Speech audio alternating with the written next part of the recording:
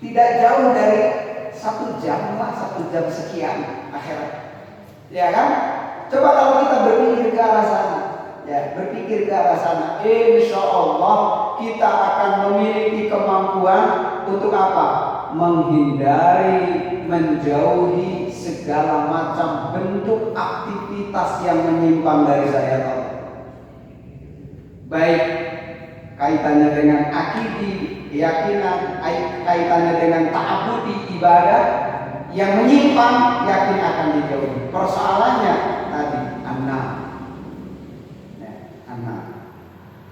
Jika manusia menganggap dunia ini lama, baru dia akan lain lagi cara berpikirnya.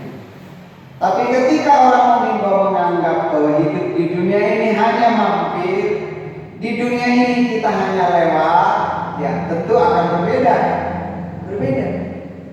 Kenapa orang kafir seperti itu? Karena dia menjadikan bahwa dunia ini memang tempat yang sebenarnya dunia ini.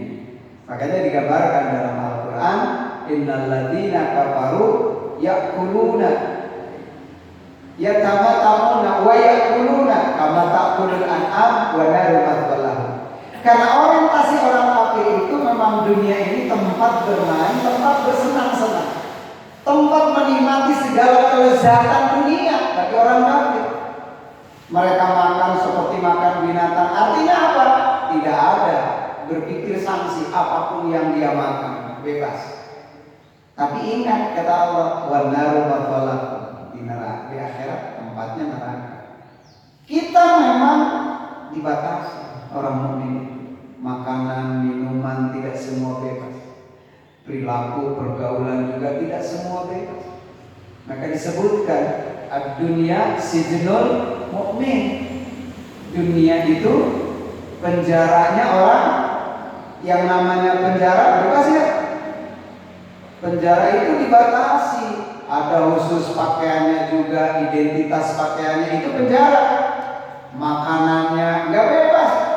Begitupun orang mukmin, ada identitas pakaiannya, identitas cara bicaranya, ciri khas cara pola pikirnya, fikrahnya, ciri khas pergaulannya. Kalau melebar lebih jauh, identitas dalam konsep ekonominya, konsep keluarganya, budayanya, politiknya, bernegaranya, itu kan semua ada identitas. Sijnun, tidak bebas. Jadi salah kalau kita hidup di dunia ini ingin bebas seperti orang kafir. Ya ada. Makanya dalam Islam itu ada apa? Batasan, rambu-rambu. Ya, kalau dalam muamalah itu ada halal, ada haram, ada subhan, ada makruh. Kalau dalam konteks ibadah ada wajib, ada sunnah. Itu kan rambu-rambu. Karena saking ini rahmat dari Allah.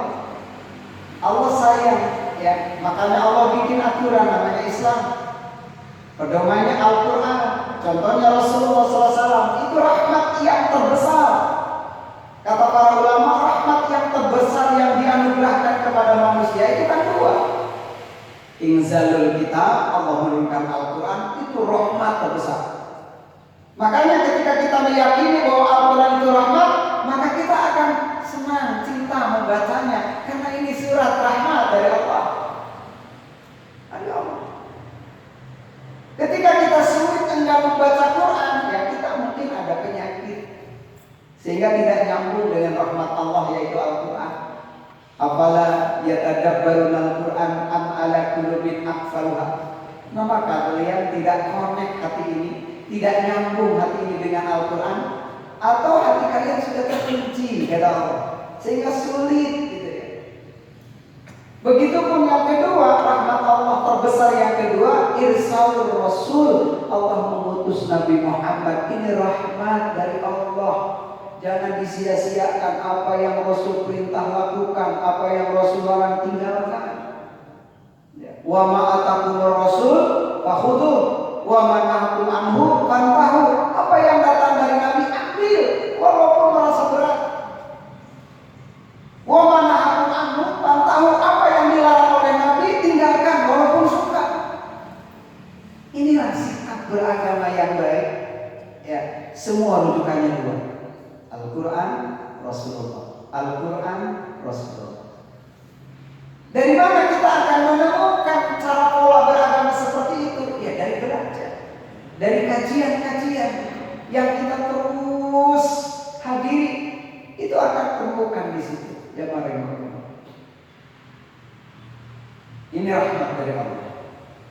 Semoga dengan cara kita sedikit-sedikit terus mentadaburi Al-Quran, wabil khusus ini surat Al-Mulk, semoga Allah senantiasa menganugerahkan kepada kita kemauan, kemampuan untuk terus mempersiapkan diri menuju Allah dengan bekal yang maksimal.